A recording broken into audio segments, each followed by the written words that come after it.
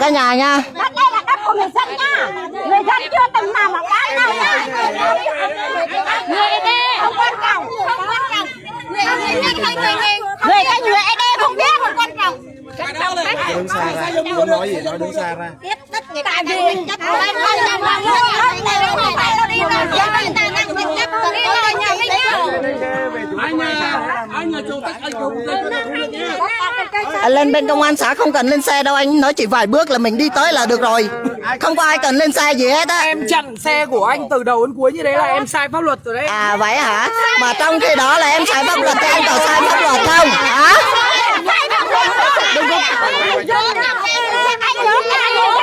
Cô bình tĩnh, cô lớn tuổi rồi.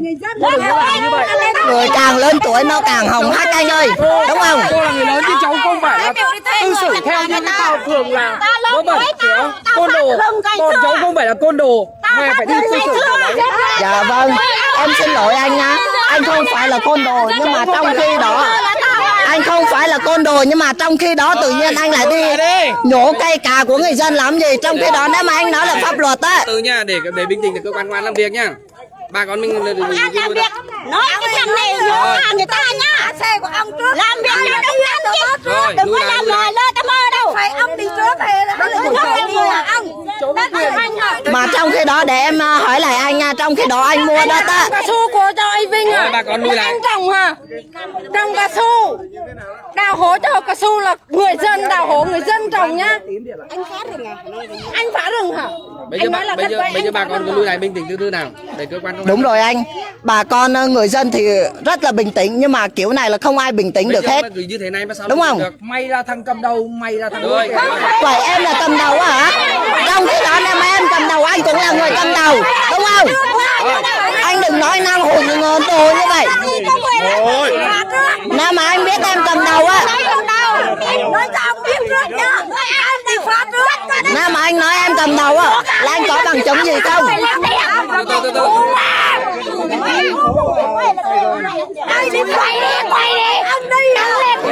Cả nhà ơi, nực cười quá. Em mới có được có bao nhiêu đâu nói em là người cầm đầu, không biết ai là cầm đầu ở trong này.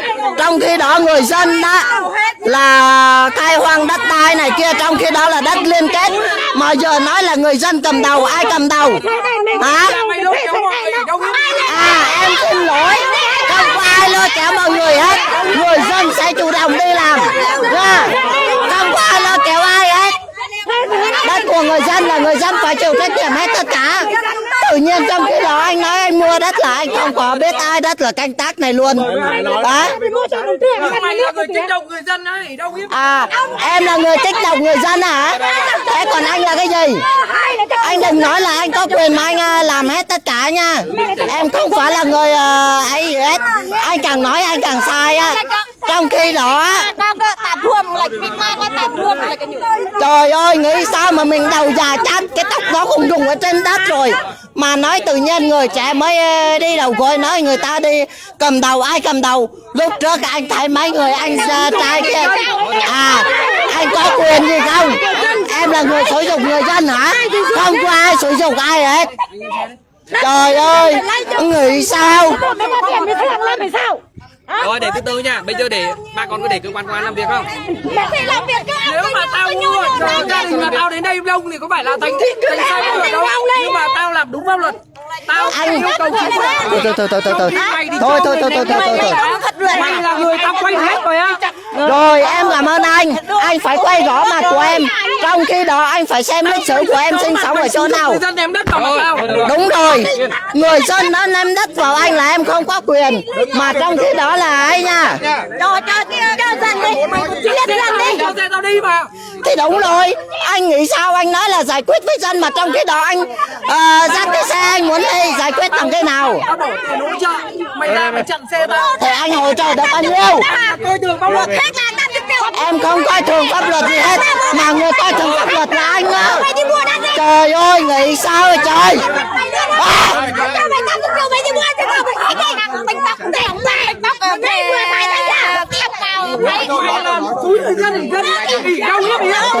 Thôi, để cho anh đó nói hết cái sự nguyện của anh, nói hết đi. ơi, mọi người ơi, nghĩ sao? À vậy hả? Rồi em cảm ơn. Nếu mà anh muốn làm việc với người dân anh đừng có lên xe nha. Nếu mà đi thẳng lên công an xã, đúng không? Tự nhiên. Rồi để người ta làm việc. Làm sao làm được? Về công an xã làm việc thôi được rồi. Được rồi. Xã làm việc nha. Biết rồi. Trong khi đó là nói công an xã làm việc, nhưng mà ông đó nói chuyện càng hồ hàng chả biết cái tích sự gì hết. Ông nói nhiều mà không được vấn đề chứ đó. Ông nói nhiều thì người dân càng nói nhiều, ông nói sai thì người dân càng nói vậy thôi. Trong khi đó ông nói sai, người dân thì nói đúng, đúng không? ai chịu được? Hai mình cho nó 50 triệu nó đi mua đất cho dân mua khách đi. Nó nói như vậy luôn á. Bao dân mới có ủy ban nha. Nó thuê luôn á. Nó cho ông 80 triệu ông đi mua đất cho một khách đi. Ông có chịu không? Nó nói nhau, nói thật luôn á. Em không có tắt. Mà trong khi đó là em tuân thủ pháp luật gì không ấy chị? Không có được rồi gì hết. Nếu mà bên người ta mà không có này kia là bọn em cũng không có này kia, tự nhiên đi giải quyết này kia mấy lần rồi, đúng không?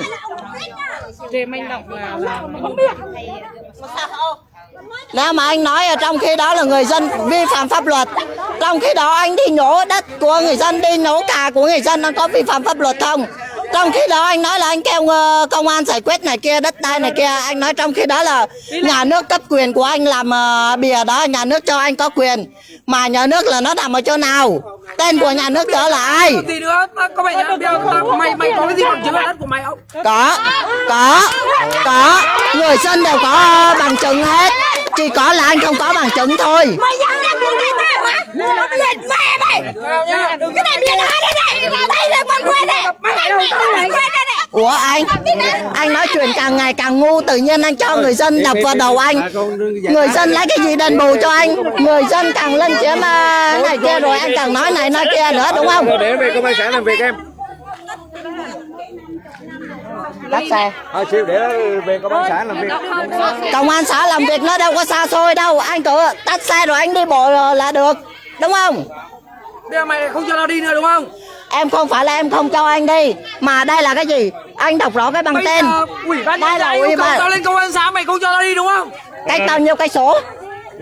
Cách bao nhiêu cây số? Có được 14 cây số không?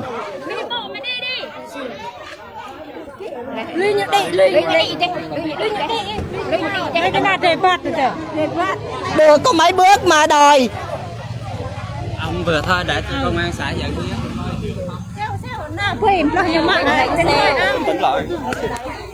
Ai đập đầu tao á? Thằng khùng nữa.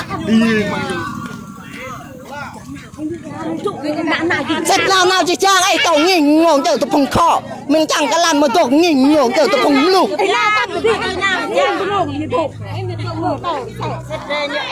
Có xét lần có mong định tâm mình, ra eo nào bị tì tổ ngôn cái tìm cho tổ ngạ. Lần bao nào cái tí không biết tên nhở?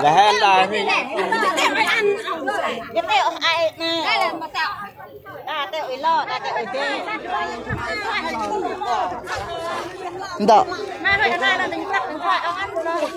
Thuê cái plug là em thuê cái lên cu anh có lò ma. Anh lại co cầm đầu.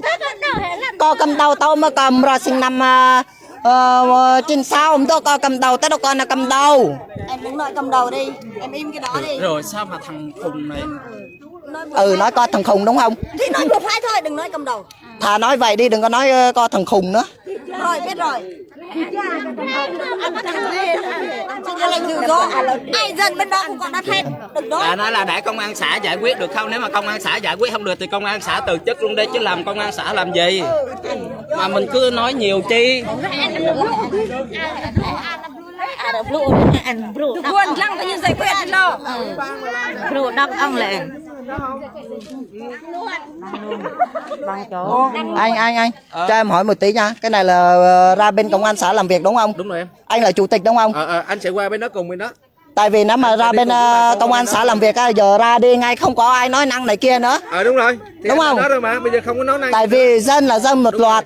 Nếu mà đi ra bên công an xã là đi một loạt luôn, không có ai bước chân ra trước sau gì hết. Con với lại công an xã với lại bên các bên liên quan. Dạ. Đi về công an xã làm việc. Những người nào có liên quan thì đi vào đó. Đúng rồi, cả dân là đi à? Chứ không có tụ tập đông người đó. Rồi mời anh sẽ mời với ông chủ mua đất là sẽ đi về bên ông không? giống nhau. Cái đây là chỉ có một file duy nhất thôi. Cái đó thì bà con nghĩ chứ mình chỉ có một cái nick duy nhất. Gì tẩy nó mà hết mà cái đây là bây giờ công nghệ muốn có đúng lùi chỗ nào cũng được mà có xóa nó cũng được. Còn là em nuôi nhưng là thập luôn ô. Tại với ông này nó giống nhau được. Bà con đừng có nghĩ mà chúng mình chia sẻ mạnh lên là nó sai đó. Dạ vâng ạ. Nói chung là cái này không ai đã làm loạn hết. Nếu mà đã quyết định từ bên lô đúng không? Là bên lô là giải quyết ở bên công an xã, là trực tiếp đi vô bên công an xã, không ai có chần chừ nói năng này kia hết. Người này nói này, người kia nói kia. Nếu mà đã đi vô bên công an xã là mình phải đi trực tiếp lên bên công an xã làm việc. Bây giờ để rồi các bay về chỗ công an xã thì lấy lời khai rồi ghi nhận cái hiện trạng ban đầu như thế nào, rồi cái hướng giải quyết. Đúng rồi. Có ý kiến để rồi làm việc cho nó ra. Chứ còn bây giờ làm cho ông Vinh không được đâu, ông thì thời xa xưa bây giờ ông già rồi. Trong khi đó là thời xa xưa là người có quyền đúng không? Nếu mà người xa xưa, nếu mà chủ đất rồi đó là bà con có nhu cầu thì làm đơn đề nghị với ban xã đứng ra để rồi làm cầu nối làm việc với ông Vinh. Trời ơi anh ơi, cái này em thật sự xin lỗi anh nha, tại vì bên này là làm đơn mấy năm rồi chả được cái gì hết. Văn bản nó cũng không có, tự nhiên đi đuổi mấy người dân đang trồng mì, đi đuổi mấy người dân nói là bên tỉnh nói này nói kia. Rồi trong khi đó là giấy tờ công văn này kia, đâu có giấy tờ công văn đâu mà tự dưng đi đuổi người dân làm cái này làm cái kia. Không có đứng đây đó nữa, đi công an xã để làm việc đi. Nói chung là ông đừng có nói nữa, để công an xã giải quyết. Nếu mà công an xã giải quyết không được á là kêu thì biết rồi, nếu mà đi kêu bên công an xã là đi chung. Chứ đây nói từ nãy giờ bên công an xã tự nhiên đi vô bên đây làm gì? Nếu mà đi vô bên công an xã là đi vô trực tiếp ở bên công an xã. Trong khi đó là em người nói coi chừng anh lại nói em là người cầm đầu. Nếu mà mình biết luật á, nếu mà anh tôn trọng ở bên công an xã là anh sẽ đi vô bên công an xã trực tiếp là anh làm việc với người dân. Chứ anh không có đứng ở đây mà anh nói này nói kia. Đúng không? Người dân luôn ấy.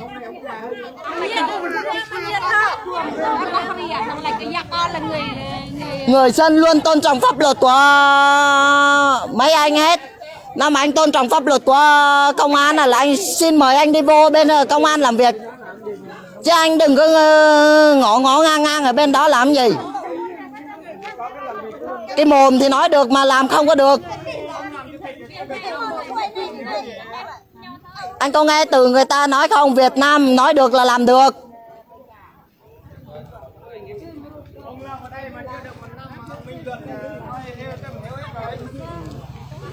Giờ em chỉ hỏi một câu thôi, chỉ trong vòng 5 phút là bọn anh có đi vô ở bên công an làm việc không?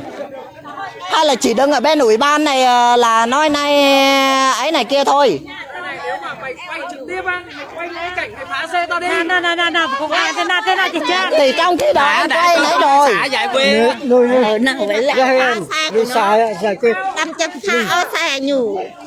Nâng ôm vô lạch phá xe như trong khi đó dân chỉ ném đá và ném đất vào thôi. Xã giải quyết. Người xã giải quyết.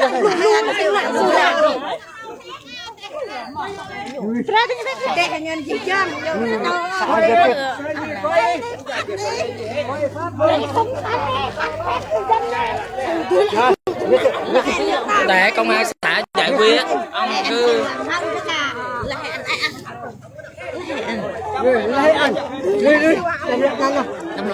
thì biết rồi, giờ đang chờ mấy người nó đi vô bên công an xã kìa, đâu ai chịu vô đâu. người ta đi đã.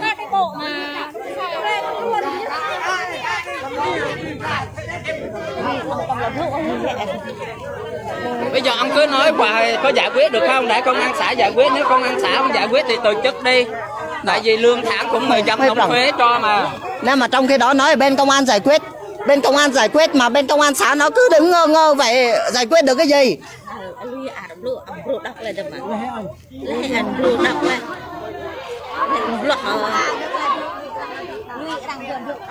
Mua lại ăn trai lại ăn quay tay nhui ăn đầm lụm lũ không?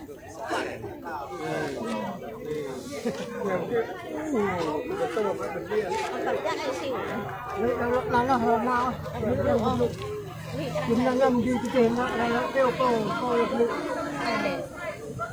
rượu ông nào bìa lên môi ôi tình yêu ôi bình thường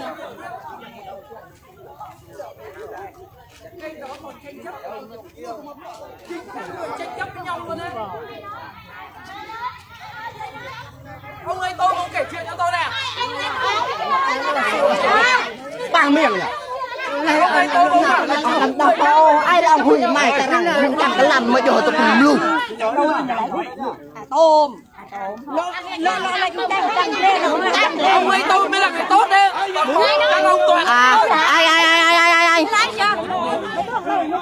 hôm nay thì anh nói là ai tôm là người tốt, mà trong khi đó hôm bữa trước á anh nói ai tôm là người đứng đầu phản động người dân, mà tự nhiên sao anh lỡ lường. trách chú ấy tôi một câu nào cả luôn. À vậy hả? Chú ấy tôi đã có những cái giao dịch riêng với nhau rồi.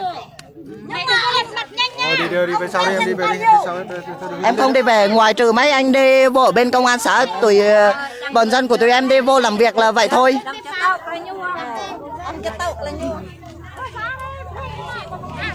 Bây giờ những người nào á mà dính vào đất này thì ở đây, còn không phải nó kéo lên là Không có ai dính vô ai hết, toàn là người dân dính vô đất này anh không anh ạ.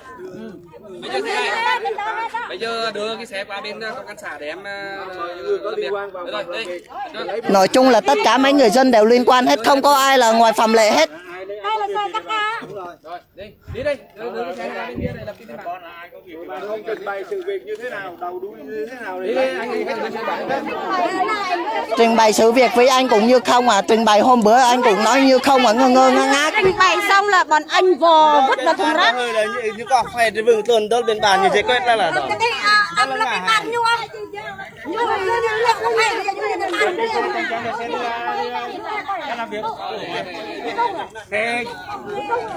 nào quay ốc của phùng đi lại nhà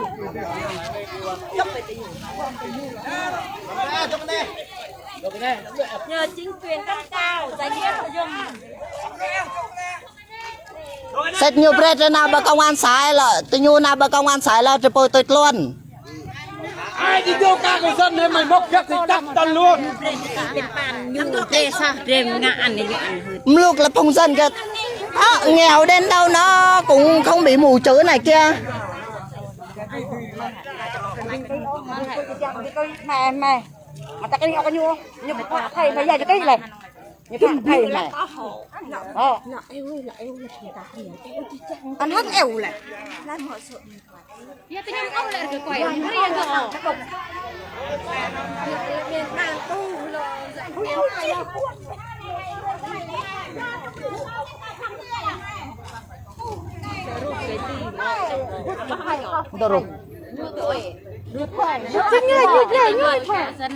ông lại cận nào ôn ông lại Cầu lạch lá là giờ lúc là cấp cao đâu ông lại bạp nhai người dân hay này như bao có học thể thuê xã hội đèn nó lại Làm cho Dạ vâng ạ, bọn em bình tĩnh từ nãy giờ rồi mà cứ để xã mà nãy giờ chả biết xã nó nằm ở chỗ nào luôn anh. nhìn là xong bây giờ cũng làm đâu có ra cái gì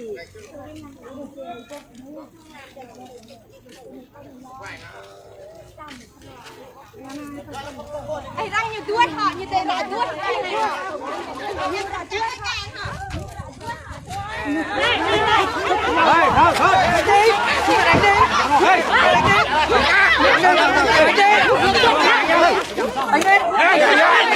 Đây nha cả nhà, kêu người dân tự nhiên đánh mình làm gì? Trò trống thì người dân phải đánh mình, trong khi đó mình có phải vụ này kia người dân mới đánh mình, đúng không?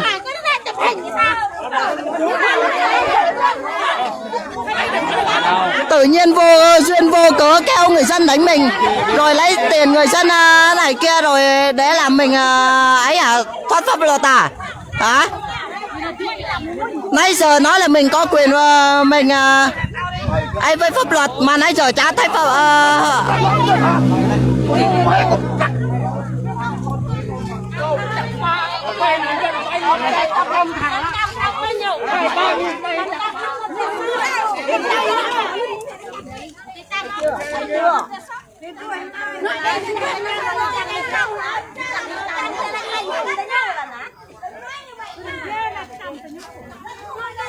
gửi các bộ hành chính nha. Ai chia sẻ lại dùm em với cây. Chia sẻ mạnh vô cả nhà ơi. Cái này không phải 1, 2, 3 vụ đâu. Nói chung là giải quyết từ bữa tới giờ mà chả thấy giải quyết ở đâu cả. Trong khi đó là nói ông mua là cái đất này là không có cái đất của người dân để canh tác mà ông thấy bìa trắng.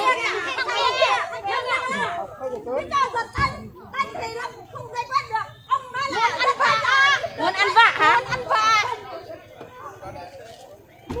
Nói là đi ra quét mà tự dưng đi chụp người ta. Dân của nghe là chụp mà y như chẳng chăm nhân thế ăn vạ vạ người ta ăn là đánh người ta.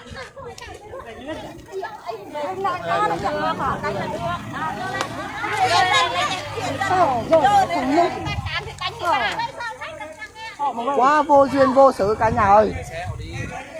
Nè đây cho nó công an xã.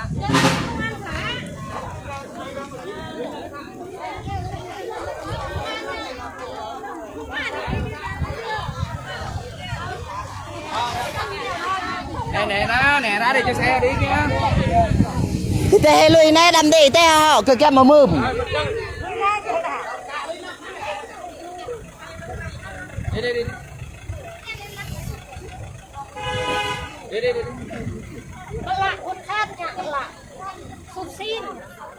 Công an ngay đây.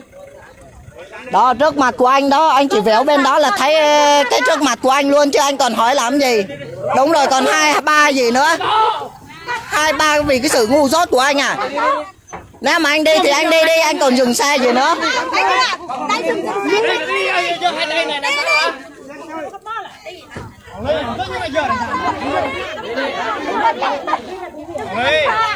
Đâu rồi?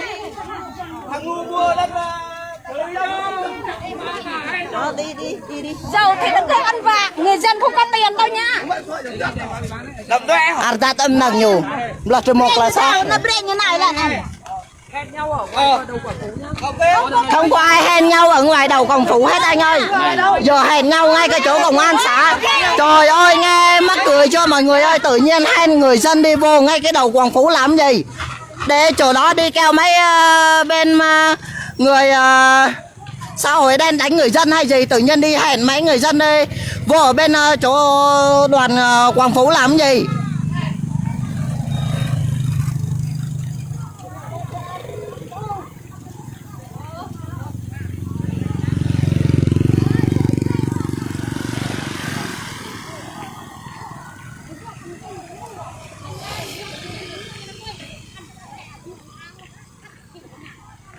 Như tua tay tua hay làm hả?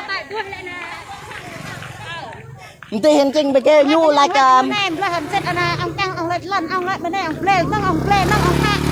rồi nè nhu play nhu like nhu play ca bao hồ tô play ngạ rằm ăn phong người dân nó ăn nhu play. Ông ta mặt một lời play nó Đồn rừng năm 2000 là sao đấy đồn rồi. ai cái tên ai gấp tiền nhủ. Rồi nhiều bà mặt một lời ra cái nhủ hay. Chia sẻ dùm em với cả nhà ơi. Đi vào bên công an xã giải quyết mà từ nãy giờ là cỡ được 2 tiếng rồi mà cứ lèo phèo hoài à. Rồi trong khi đó là nói trong khi đi ra ở bên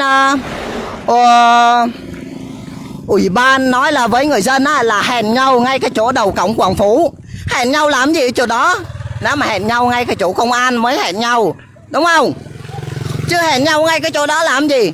Kêu mấy xã hội đen đánh mấy người dân à?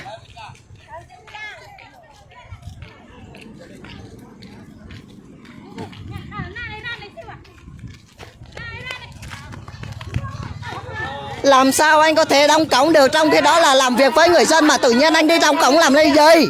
Tôi bác nghe giải thích nha, phải nghe mình giải thích đấy. Bà chê con mới nghe có việc thì mới cho vào thì mới làm. Thì đúng rồi, tất cả người dân đều có việc ở trong này hết. Vào đường phố đây.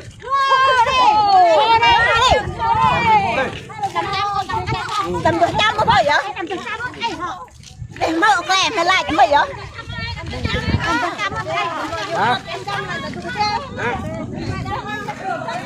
Trong khi đó nói làm việc với người dân tự nhiên đi muốn đóng cửa công an xã tự nhiên đi là làm vô làm gì? Thử coi được không? Đúng rồi.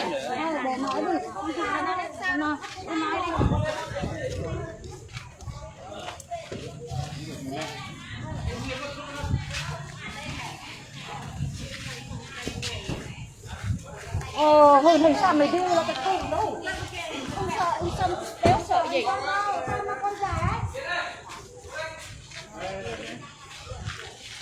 Nói là đi làm việc với người dân mà trong khi đó đã vô ở bên cổng công an xã tự nhiên lại đi đóng cửa cho người dân.